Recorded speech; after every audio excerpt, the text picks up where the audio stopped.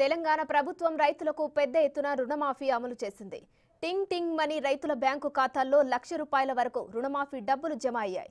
అయితే ఈ నేపథ్యంలో రైతులకు సైబర్ ముప్పు పొంచి ఉందని పోలీసులు హెచ్చరిస్తున్నారు.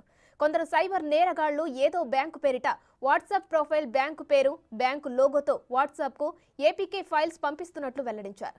ఈ ఫైల్ క్లిక్ చేయడం వల్ల రైతుల డేటా సైబర్ నేరగాళ్ల చేతుల్లోకి వెళ్తుందని చెబుతున్నారు.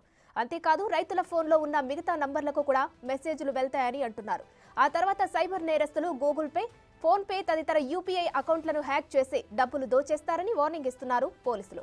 కాబట్టి రైతులు అప్రమత్తంగా ఉండాలని చెబుతున్నారు.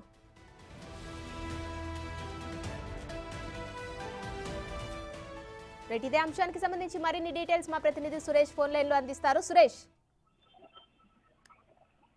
రైతులకు సంబంధించిన రుణమాఫీకి సంబంధించి ప్రభుత్వం డబ్బులన్నీ కూడా రైతుల ఖాతాలోనే జమ చేస్తుంది. ఆ జమ చేసిన డబ్బులకు సంబంధించిన సమాచారం ఇప్పటికే సైబర్ నేరగాళ్లకు కూడా తెలిసి ఉంటుంది. కాబట్టి సైబర్ నేరాల నుంచి వచ్చే లింకులు కానీ ఆ మెసేజ్లకు కానీ ఎలాంటి రిప్లై ఇవ్వకుండా ఉండాలి రైతులు అని చెప్పేసి పోలీసులు హెచ్చరిస్తున్నారు. కొన్ని సూచనలు కూడా చేయడం జరిగింది. ఎందుకంటే గతంలో ఓటీపీలు అడిగి అమాయకుల డబ్బులను కొట్టేసే సైబర్ క్రిమినల్స్ మళ్ళీ ఇప్పుడు రుణమాఫీకి సంబంధించిన డబ్బులు కూడా అకౌంట్లలో జమ అవుతాయి. కాబట్టి ఈ రుణమాఫీ నుంచి ఫోన్ చేస్తున్నామని కానీ లేదంటే లింకులు పంపించేసి వాటిని క్లిక్ చేయమని చెప్పడం కానీ, ఓటీపీలు వస్తాయి ఓటీపీలు చెప్పండి అని చెప్పేసి రైతులకి ఫోన్ చేసే అవకాశం ఉంటుంది. కాబట్టి దీన్ని క్యాచ్ చేసుకొని ఆ నేరాలకు పాల్పడే అవకాశం ఉంది.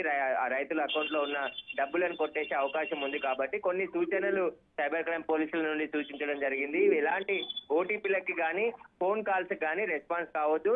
ప్రభుత్వం నుండి ఎలాంటి ఫోన్లు కూడా రావు.